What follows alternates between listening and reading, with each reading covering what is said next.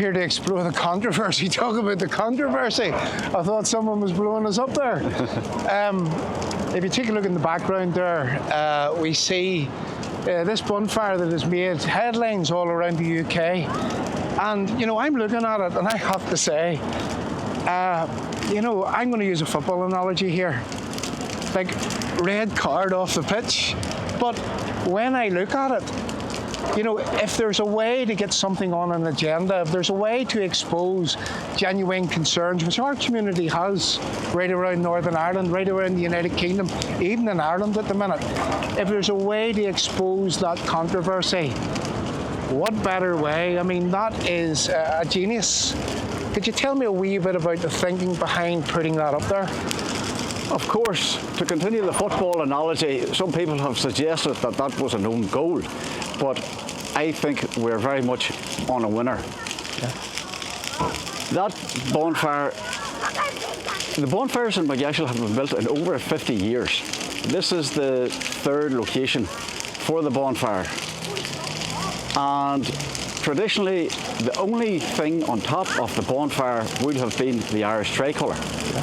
However, with the advent of the millennium, social media, etc., we decided that we would have to put something else on top of the bonfire. Yeah. And we started off fairly small scale and keeping it local with effigies of IRA men, with AK-47s, etc.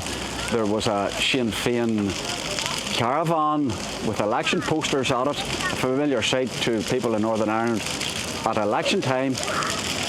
And then 3 years ago, we decided that we would protest against something current. 3 years ago, it was the Irish Sea border. Last year, a police car was atop the bonfire, showing our disgust at two-tier policing, and it also included a effigy of Jeffrey Donaldson, whose court case is ongoing.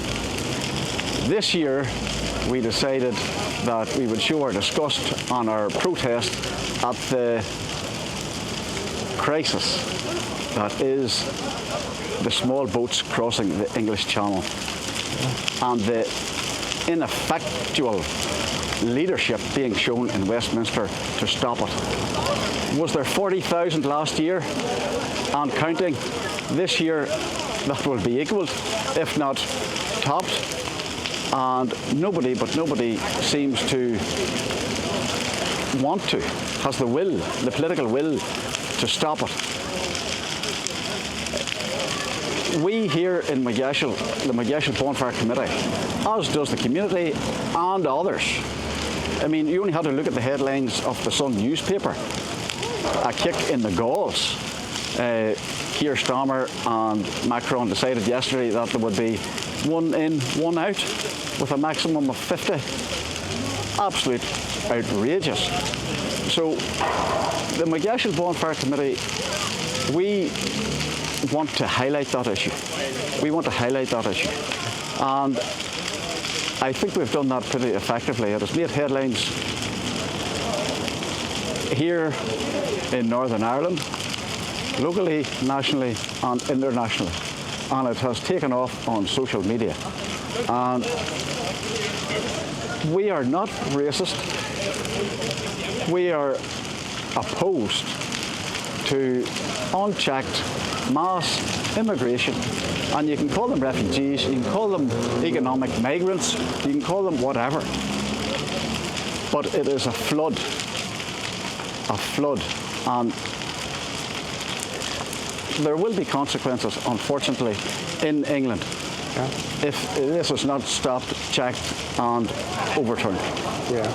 Well, look, I'm not going to add anything to that because I think that what you've did is that you've explained quite eloquently the rationale behind placing that up there. And again, I'm just going to state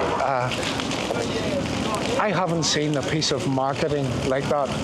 You know, it's really, really hard hitting. Yes, as I said, it's probably below the belt in certain ways, but very, very effective in driving a message home. I want to thank you for taking the time to talk to me. Thank you. No thanks very much. No problem. You're welcome here anytime. Thank you. Echoes linger, they're still the home. Can't kill the truth with a hollow drone.